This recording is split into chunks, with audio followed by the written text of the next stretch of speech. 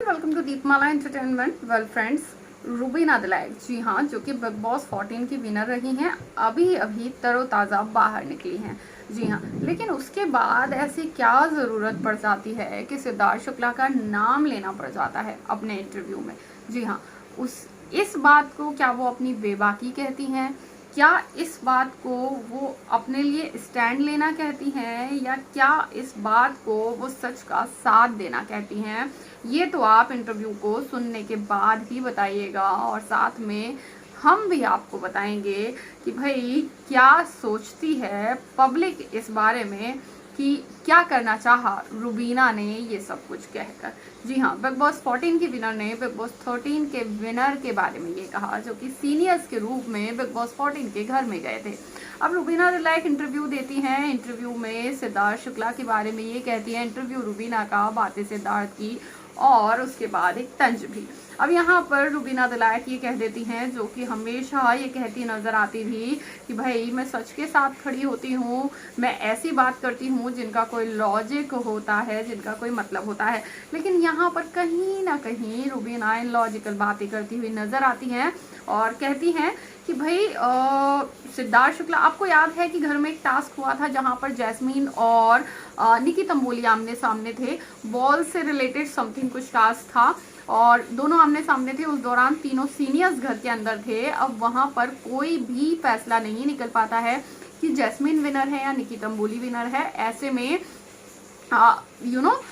जिस तरह से वो टास्क होता है और उस टास्क में जिस तरह से छीनना झपटना, बॉल सबकी गिर जाती हैं, ये वो, तो सिद्धार्थ शुक्ला को लगता है कि निकी तंबोली विनर है और हिना और गौहर को लगता है कि जैस्मीन भसीन विनर है। ये दोनों के अपने अपने पक्ष होते हैं, लेकिन एट लास्ट सिद्धार्थ शुक्ला ये मानते हैं कि ठीक है, जो तुम्हें करना है वो तुम कर सकते हो और जो जैसा तुम्हें लगता है वैसा तुम करो। और इस बात को लेकर जो है गौहर और हिना खान अपना पक्ष रखती हैं और साथ में वो अपना फैसला सुनाती हैं कि भाई हमारे लिए जैस्मीन भसीन विनर है। अब यहाँ पर सिद्धार्थ शुक्ला ये इसलिए कहते हैं क्योंकि आपको याद होगा कि उससे पहले एक टास्क हुआ था जहाँ पर सिद्धार्थ शुक्ला की मानी गई थी, एक डिसीजन में सिद्धार्थ शुक्ला की मानी गई थी और डिसाइड ये हुआ था कि भाई नेक्स्ट टाइम जो है तुम अपने मन की कर लेना और मैं कुछ भी नहीं कहूंगा। तो भाई ये चीज डिसाइड हुई थी और सिद्धार्थ शुक्ला अपने वादे के खरे और पक्के हैं। सिद्धार्थ शुक्ला ने वो वादा निभाया और सिद्धार्थ शुक्ला ने कहा it's totally up to you कि आप लोगों को क्या करना है। और हिना और गौहर ने जैस्मीन को विनर डिक्लेयर किया। अब यहाँ जैसे ही जैस्मीन विनर बनती हैं और दोनों हिना और गौहर अपना फैसला सुनाती हैं, तो रूबीना दिलाइक खड़ी हो जाती हैं और वुमन पावर का नारा लगाने लगती हैं। ये बात सिद्धार्थ शुक्ला को जरा भी नहीं भाती और सिद्धार्थ शुक्ला इसका विरोध जताते हैं।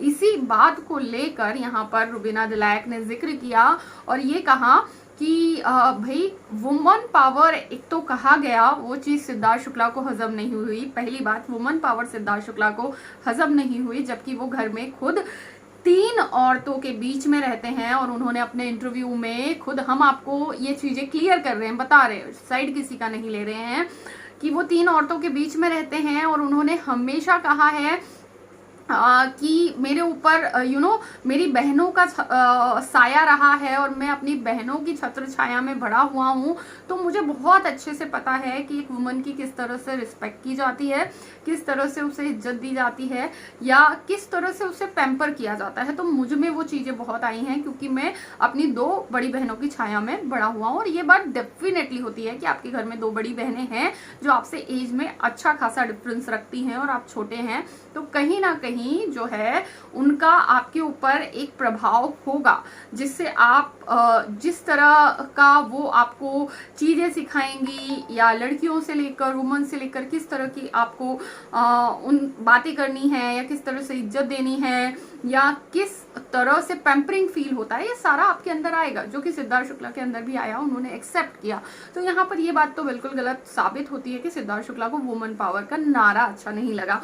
दूसरी चीज, वो नारा लगाया किसने था? रूबीना दिलाइक ने लगाया था। और रूबीना दिलाइक एक पावरफुल लेडी हैं, सो कॉल्ड पावरफुल लेडी हैं और इस कारण सिद्धार्थ शुक्ला को ये बात हजम नहीं हुई। एंड तीसरी चीज, गौहर और हिना ने जो है वुमन पावर को आगे बढ़ाया, या फिर यूं कहें कि उनका कहना था कि वो खड़ी हुई जो है उन्होंने अपनी आवाज उठाई, तो वो चीज हजम नहीं हुई। सिद्धार्थ शुक्ला को अच्छा नहीं लगा कि रुबीना दिलायक उनके आगे वुमन पावर का नारा कैसे लगा सकती हैं, इतनी स्ट्रांगली कैसे खड़ी हो सकती हैं। तो रुबीना दिलायक वैसे तो अपने सीजन में नंबर 1 रही हैं, विनर भी बनी है, लेकिन एक बात बता दें कि जहां सिद्धार्थ खड़े होते हैं वहां कोई भी नहीं होता है, कोई भी नहीं होता है। कल भी हमने आपको बताया था कि सिद्धार्थ शुक्ला जो ट्विटर के जो ट्वीट्स हैं वहां पर नंबर 1 पोजीशन रखते हैं, और बिग बॉस 14 की विनर जो कि अभी अभी निकली है रुबीना दिलायक, वो नंबर 2 पर आती हैं। एंड डिफरेंस मेजर है, डायरेक्टली डबल का है। रुबीना की 4.2 ट्वीट्स थे, 2 मिलियन ट्वीट्स थे, 4.2 मिलियन, तो सिद्धार्थ शुक्ला के 7.6 मिलियन ट्वीट रहे। तो भाई ये डिफरेंस है। तो सिद्धार्थ शुक्ला को किसी से जलने की, किसी से इनसिक्योर होने की, या किसी के नाम से कि भाई रुबीना मेरे सामने कैसे बोल सकती है, ऐसा बिल्कुल भी नहीं है। और वो हमेशा मौका देते आए हैं, जहां भी जिस भी लेडी को, वुमन को, लड़की, गर्ल को, व्हाटएवर, जिसको भी जहां भी वो दे सकते थे कि वो आगे खड़े कर सके, वो वो बोल पाए, वो अपना स्टैंड ले पाए, तो जरूर देते थे। इनफैक्ट आपने अगर बिग बॉस 13 के घर में देखा हो तो वो हमेशा से इस चीज के विरोध में रहे हैं शहनाज की, या इस बात से उन्हें हमेशा चिढ़ थी कि जब शहनाज को कोई कुछ कहता है तो शहनाज रिप्लाई क्यों नहीं देती, शहनाज जवाब क्यों नहीं देती, अपना स्टैंड क्यों नहीं लेती। तो आप सोचिए कि वो लड़का जो उस बात से जिसे तकलीफ थी कि वो स्टैंड क्यों नहीं लेती, वो एक लड़की के स्टैंड लेने से घबरा जाएगा, उसे अच्छा नहीं लगेगा। बहुत अनफेयर बात की, बहुत ज़्यादा अनफेयर बात की। भाई हमारा तो यही पॉइंट है, आपका क्या पॉइंट है ज़रूर बताइएगा कमेंट में, क्योंकि हम भी जानना चाहते हैं कि इस बारे में आप क्या सोचते हैं और कैसे लेते हैं इस बात को। और कमेंट सेक्शन आपका अपना है, ज़रूर बताइए। वीडियो को लाइक, चैनल को सब्सक्राइब कीजिए। थोड़ा सा वीडियो बड़ा हो गया है, लेकिन चीज़ें एक्सप्लेन करना समटाइम्स बहुत ज़रूरी होती है।